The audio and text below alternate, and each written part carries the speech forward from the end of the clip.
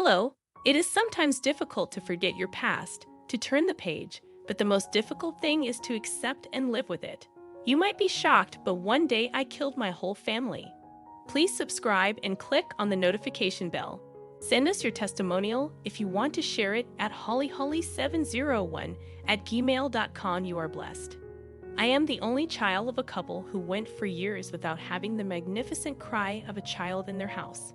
One could hasten to say that I am their miracle, hence my name, their miracle. You have surely understood this to tell you my story. I must above all tell you their story.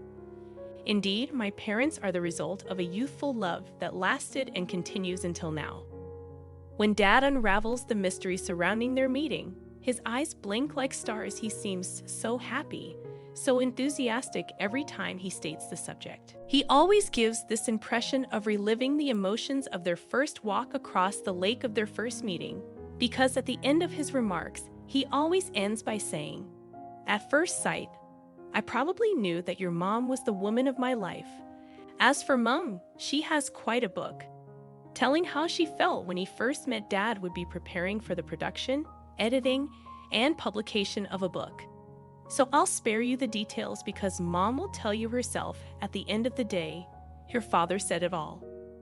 From love at first sight to sharing the same emotion, Dad will not take long to bond with the one he described as the woman of his life, my mother. Beyond the union of two people, marriage is the union of two families.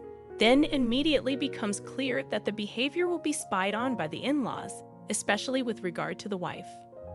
But my mother was not long in creating anonymity on her endearing and adorable person, the ideal woman for my father. In other words, she was the perfect wife. Perfect wife, yes, but after 2 years of marriage, when that particular cry of a child, the image of fertility and wealth, wasn't heard in the house, after these 2 years, despite my mother's helpfulness, she later had to deal with being called names like witch child eater, to name a few. Yes, desolation filled Mom's heart every day, especially since her close friends knew the joy of childbirth. A fact that escaped her despite Dad's understanding, who did everything to make Mom happy despite the situation. But she only wanted one thing, a child. Her ardent desire pushed her to take advice from certain friends who were celebrating the prowess of a charlatan who, according to them, had done wonders in the lives of many women. But the family is a Christian family, so I won't tell you Dad's reaction when Mom raised the possibility of going to see a charlatan. Despite everything, he understood his wife's wish and suggested that she should not fail to pray every day that the good Lord would fulfill the wish to have descendants. They prayed incessantly without respite.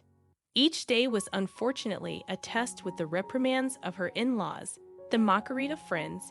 Despite everything, the faith remained unshakable for these two people who loved and supported each other through the test.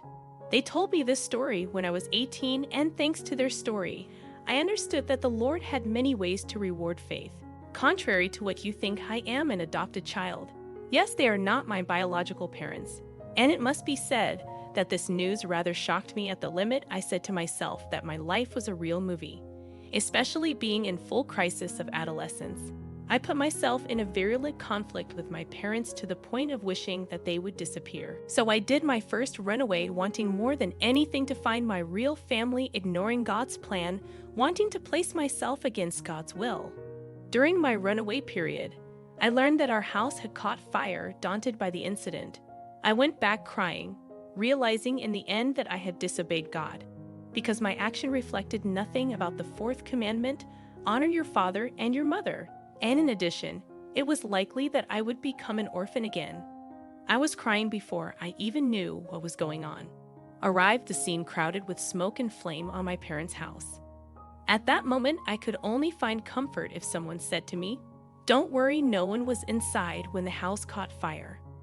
But unfortunately, this statement was just a part of my imagination, a contrast to the actual reality. No one knew if anyone was there.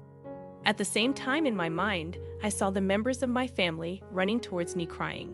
At that moment, I understood that the dice had been cast. My heart started beating so hard I could hear every beat, and to think that the last emotion they had for me was disappointment. I was biting my fingers until dawn, but I woke up to my parents' burned down house. Indeed, my parents were dead. I felt responsible for the death of my parents. I had killed my own parents. But remember, I said one day. Yes, you guessed right. The day after their supposed death, stretched out in front of the facade of the burned-out house, I received a visit from those whom I first called angels, angels who said to me, "We are happy to see you again, miracle." With a somersault, I got up and kissed them and promised never to abandon them again.